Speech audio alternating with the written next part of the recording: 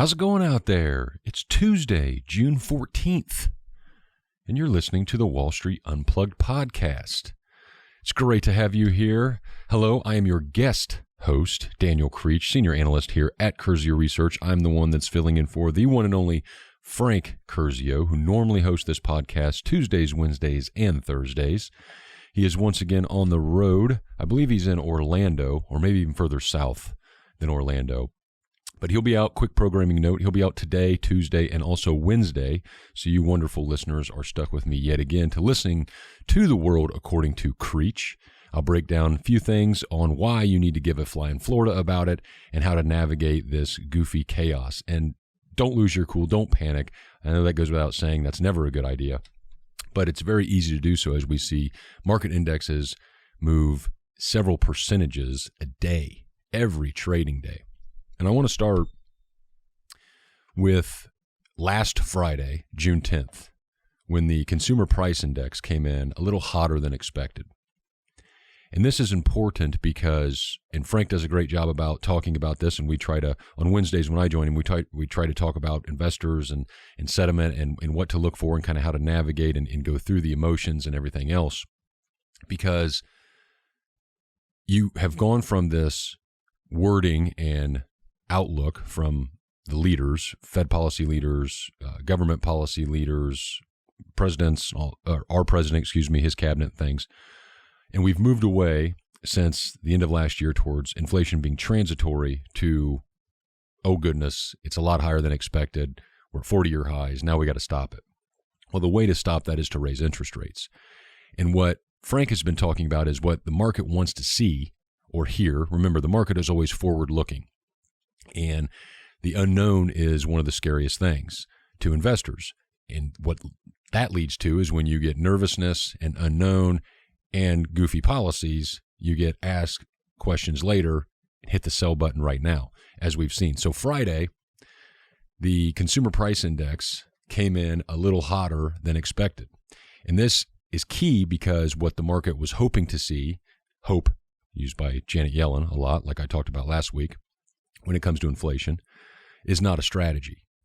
And as Frank has talked about, if you have at least a leveling off of inflation prices, the way they calculate them, the government, statistics, then you can at least start thinking, okay, prices are high, they're going to remain high, but as long as we've peaked, we can look forward to, the forward-looking mindset will be, it's going to get better from here. It's exhausting to know that the market pull back across indices, the NASDAQ, down over 30%. The S&P 500 is now in quote-unquote bear market, which is a great headline to sell. Down over 20%, and many stocks moving well over 40% lower. If you just had the notion that, okay, it's going to get better from here, you would see a slight bounce, but that wasn't the case. And the inflation numbers weren't drastically higher than expectations. They were about 0.1%. I think it came in at 8.7 versus 8.6 year over year, or 8.6 versus 8.5. Not that details don't matter, but in the example I want to make and I want to talk about is that it was just remained elevated. It was still higher. So now we have to wait further months into different readings about, hey, inflation. We have to listen to the Fed meetings this week, which this is going right along here because Friday you have a huge market sell-off because of the hotter inflation numbers. You have a great weekend, hopefully, after a Friday like that. Monday comes, and now the Wall Street Journal and everybody else is talking about how since inflation is so high, you're going to have the Fed, which has its meeting tomorrow. Again, you'll have me as a guest tomorrow. They are going to anticipate it. They've already forecasted or shadowed that they're going to raise 50 basis points this week and 50 basis points next month during their meeting. Well, after the hot reading on Friday and the market downturn, Wall Street Journal, I believe JP Morgan Chase and Goldman Sachs are both expecting now a 75 basis point hike tomorrow instead of 50. And if that seems odd to you, and that is an increase, that's what that signals is in reality, it's, raising from 0.5 to 0.75 in one meeting. Note, that's obviously going to have an impact. Nobody's sugarcoating that. The interesting thing is that notion triggered a market move of 4% in the S&P 500 yesterday, and worse than that in the NASDAQ. I think I read a stat, something like week over week, from yesterday, Monday, to the previous Monday, I think the S&P is down 10%, give or take. That's a massive move in a week. And now you have, as the individual investor, me included, you look at that and say, okay, what is that signal that the Fed may have to go from 0.5, 0.5%, to 0.75%? And the impact that that had, wiping out 4% across the markets, is that justifiable? Well, it's our reality, so it really doesn't matter. But if it doesn't make sense, if you think it's ridiculous, you're absolutely correct. It is. But how do you get here? How do you get in a situation where you have ridiculous as the norm? Well, you have policies, and you have something, and I've alluded to this over several podcasts over time. We basically have policies between the Wizard of Oz and the Willy Wonka chocolate factory. And that's how you get, when you have excess money, and everybody's to blame here in politics, don't get me wrong.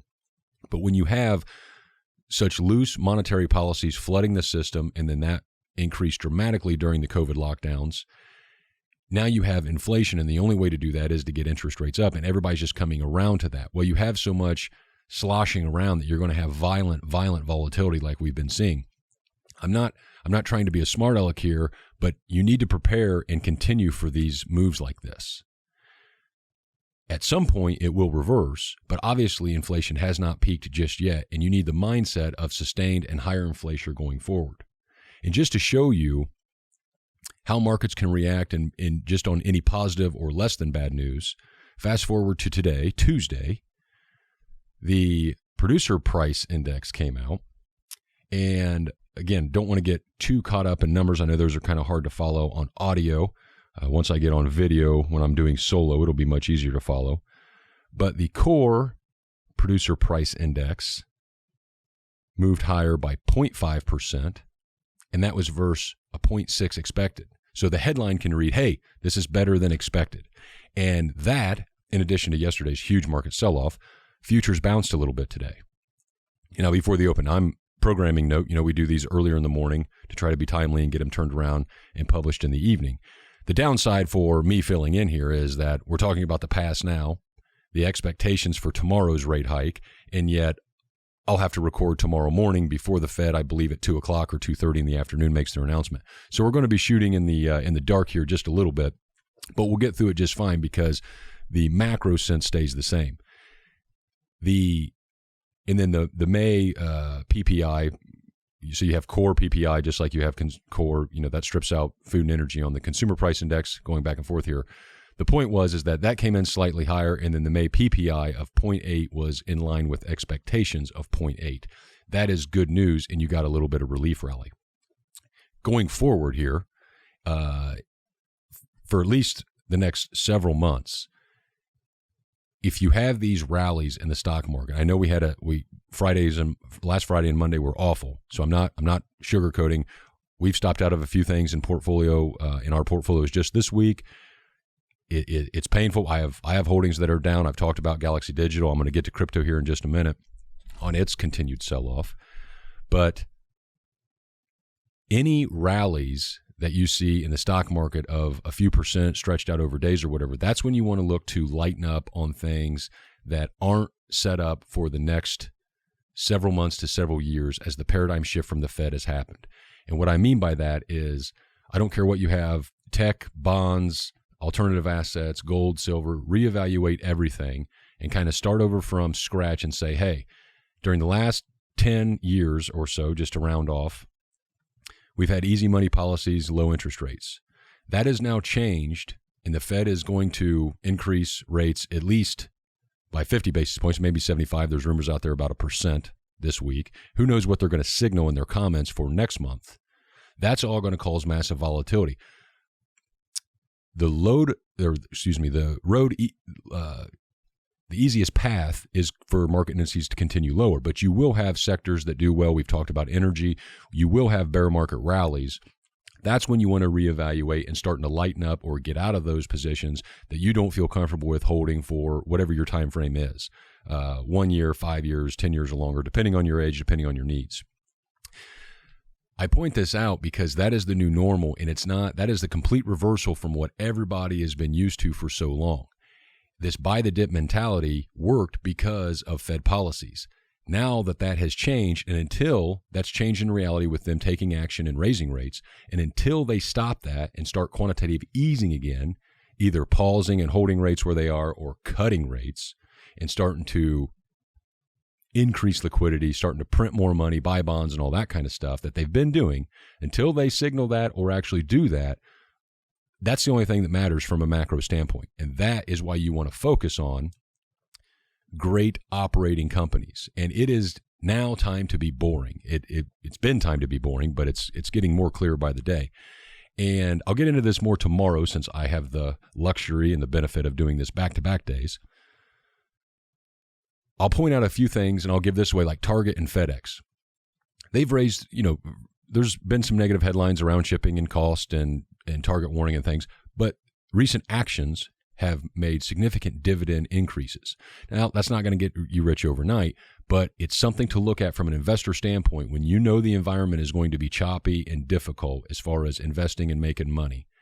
You want to focus on great operating companies with great management teams that can afford and will reward shareholders, because that will attract a lot of money going forward as everybody else comes to the conclusion and the awareness that the buy the dip mentality that we're used to, the old way this time is different because you have a fundamental difference in interest rates rising and things like that. That'll ripple across many different sectors. But again, energy is still performing well, yet what happened on Monday in energy stocks? Well, it got thrown out. The baby got thrown out with the bathwater, because when you have market indices moving down 4%, you're going to have damn near everything. In fact, I saw a great headline, great tongue-in-cheek headline, just to point out how wild things are. At one point yesterday, on Monday the 13th, there was headlines that every stock in the S&P 500 was trading lower at one point. Now, I'm not saying they all closed lower. I'm sure out of 500 or whatever the hell there is, it's not as simple as the name. It's like the Big Ten conference in football. There's not 10 teams. I don't think every single company closed down, but at one point during the day, everything was trading lower, meaning a sea of red. That's just a washout. And unless you have protection and puts or short, you're not going to sidestep that. But that's okay in the sense of when you know what you own, when you own great operating businesses and such like that. I'll get into it a little bit more tomorrow with, like I said, the dividend raises and what to look for and some characteristics. But I continue to like, even though I'm down personally, I continue to like the Berkshire Hathaway just because that's the most big, boring stock that I believe is set up for inflationary times through hard assets, pricing power, cash flows, et cetera, et cetera. So that's how we got here with, hey, these got crazy policies, so where are we going? Well, we're definitely headed for harder times, and we'll have to wait and see on what the Fed does and what kind of guidance it gives. The Fed, to their credit and what they're trying to do, is they've tried to steer this, and they've been very forward. So, again, because I don't have the luxury of getting to host this when the news actually breaks, I'll give you my opinion. The 75 basis points increase that is now expected, up from 50 basis points. I believe it was just a month or so ago, there was less than a 5% chance of that increase, and now it's like a 95% chance. So word has gotten out or something. So now I would be more shocked than not if they didn't raise by 0.75 tomorrow instead of a half. I think their language needs to be that they're going to, I think they'll signal a 1% increase next month in the minutes or the conference transcript that comes out.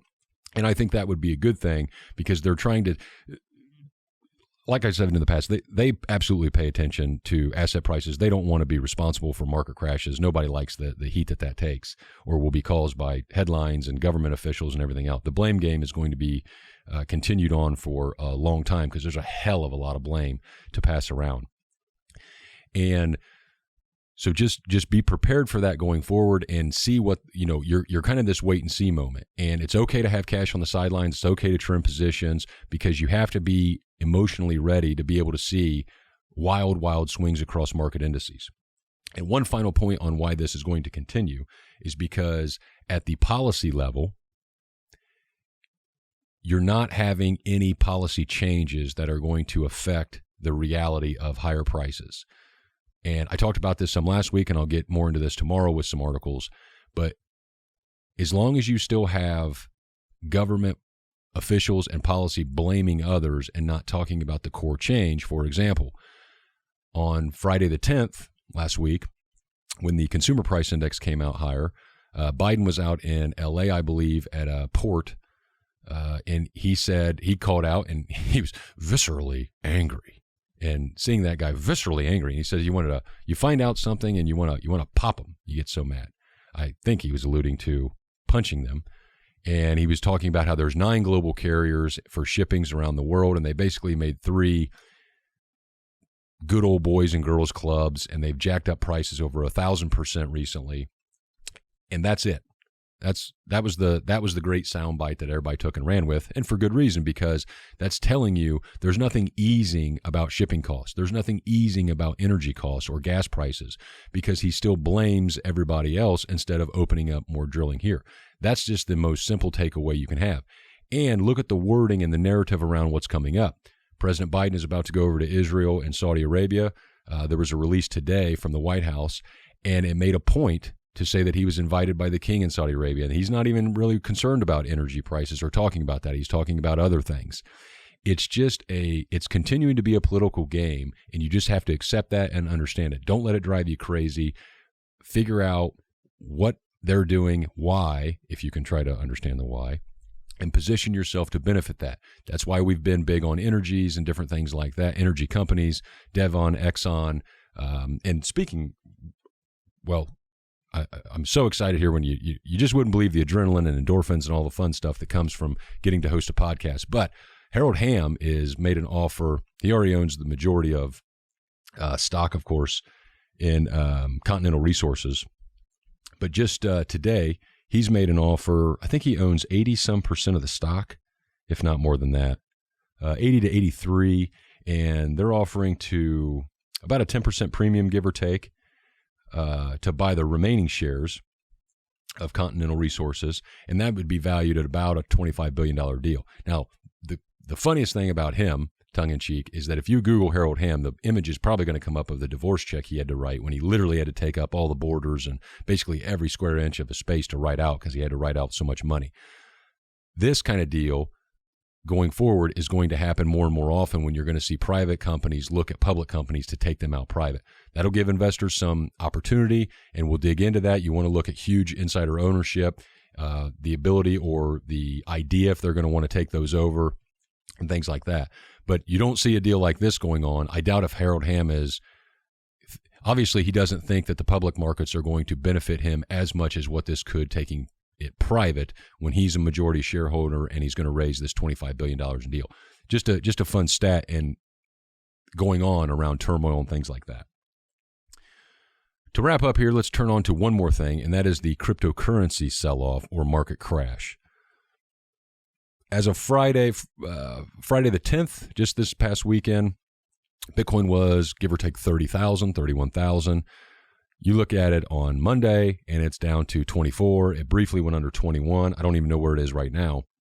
But this is great ammo and low-hanging fruit for the haters and the Bitcoin bears, and deservedly so. So they should be taking victory laps, because just like regular markets and investors hate uncertainty, there's a lot of uncertainty in the crypto space around regulatory issues and all that. I agree that I've heard others say it. I think the idea about it being banned in the U.S. or anything like that, cryptos and Bitcoin, is past that, especially Bitcoin. However, there's still a lot of unknown regulatory issues going on. Who's going to enforce it? Which government group is going to oversee them, et cetera, et cetera. I'll get into some more of those bills tomorrow. Remember, you have me for 2 days. This is just part one. Yet, when it boils down to it, the low-hanging fruit and the easy target is the leverage and the worrisome over margin calls and leverage. And to just give you a heads up on this, the Celsius group, the lending platform that had to stop withdrawals, and they had 10 or $11 billion in loans and things like that, according to their website. They have to come out with a headline saying, hey, because of these crazy, unusual market circumstances or hectic circumstances, they had to halt withdrawals. Now, there has to be a lot of leverage in these decentralized finances where you don't have one main hub, everything is spread out, you don't have a controlling entity. That's all great in theory, and I'm not saying it can't work in situations. I'm simply pointing from a macro view that there has to be a lot of leverage inside these systems, and because of the rates they're paying. So you could park cryptocurrencies in these asset classes, these funds, these protocols, what have you, and earn 5, 6, 8% or more a year. Now, in a world where 0% interest rates have been dominating until very recently, and even now with interest rates rising, your checking account isn't paying you anything impressive or nothing like that yet. So you always have to go into that very, very cautiously when somebody is promising you much, much higher rates. There has to be risk there. There has to be leverage. And without getting into the details, I'm still reading about it more so I can understand it and break it down in layman's terms. But the short notes or the Cliff Notes version of this is when you put out the word about, hey, we have to halt withdrawals, what do you think that's going to do? That's going to cause absolute panic, and people are going to, and that their token or Celsius's token, I think, dropped 70% very, very quickly, as you can imagine. To make matters even worse, not many people have heard of that name probably, unless you're really into crypto, but Binance had to hold withdrawals for Bitcoin as well. And what you want to see when stuff hits the fan is how the leaders react. So CZ is what he goes by, the founder and CEO of Binance, was putting out tweets over the last couple of days about, hey, we're having this issue. And you can go to his Twitter account and read these tweets. And while it doesn't make the pain any less when you see your asset values tanking, the issue with Binance and the withholding was only it was only affecting one area where you could pull Bitcoin, and they point that out. CZ was pointing that out on his Twitter account, saying, hey, yes, it's screwed up here, but you can still go here. The funds are safe. He was trying to put the fire out. It didn't happen because everything continued to sell off. And then they got their issue resolved, not nearly in the 30 minutes that they foreshadowed for or put out there, but at least they got it resolved. And as of now, when I'm taping this Tuesday morning, it is resolved. Well, when I said leverage, I said margin, because MicroStrategy and the Michael Saylor, CEO, who is one of the most well-known people in crypto, now there's headlines around, hey, they're down about $1 billion or more on their crypto holdings. They hold it on the book. He has been a trailblazer for corporate America to try to convince people and CEOs to hold Bitcoin on their balance sheet. And now the industry is saying, hey, of the roughly 129,000 Bitcoins that they hold, 30,000 of those ish, give or take, are subject to margin loans and things like that. I believe I read 96,000 of those aren't under collateralized or subject to margin calls, but we'll see. And then again, what do you want to see? The leaders, Michael Saylor put out a statement saying, hey, we don't expect to get anything on margin calls. And when you look at his Twitter account, he's still acting like you would never know that Bitcoin is down 66, 67% from its previous highs of damn near 70,000, listening to this guy. That doesn't mean that he's right and everything's going to be rosy and things are going to reverse right now and go back up. But it's somebody you want to pay attention to that has a lot of skin in the game and makes a lot of great points. I'm not saying he's completely right, but I'm sure as hell not ready to admit he's completely wrong with Bitcoin and cryptocurrency in general either. I know I don't want to put words in Frank's mouth, but I know he's still very bullish on it. We talked just last week why we still have a lot higher price target on Bitcoin. And send us your feedback. You can yell at us. You can vent at us, specifically me if you're going to send us a bad email. Daniel at CurzioResearch.com. That's Daniel at CurzioResearch.com. Because in the short term, in the right now, in the next 24 hours or a month, who knows what's going to happen? We have so much chaos going on because of the goofy policies we've had for so long that it's going to take time to play out. And unfortunately, cryptocurrencies, stock markets, the unknown, and we have to wait and see on the Federal Reserve what they do and what they hint at doing in the coming months before you can really grasp. So don't stress on needing to do something today. I know a lot of positions are down. If you're emotionally attached that much or you're that upset, then maybe you have too much exposure and look to trim those.